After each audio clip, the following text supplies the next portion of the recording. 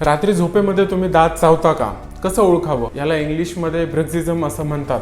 ही condition बऱ्यापैकी common आहे. 5 असे साइन्स अँड सिम्पटम्स आहेत, त्यावरून समजून येईल की तुम्ही रात्री झोपेत दात चावताय का नाही.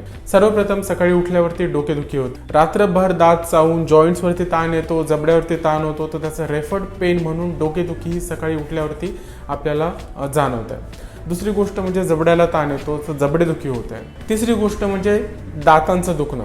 ज्या दातांवरती रात्रभर चावून ताण पडतो ते दात दुखायला लागतात. चौथी गोष्ट म्हणजे दातांची झीज होते. आणि पाचवी गोष्ट म्हणजे जेव्हा तुम्ही गरम थंड पदार्थ खाल तर तुम्हाला वेदना जाणवतात. तसं तर ह्या कंडिशनचे खूप कारणं आहेत, पण अभ्यासातून हे समजलं की स्ट्रेस हे सगळ्यात मोठं कारण आहे.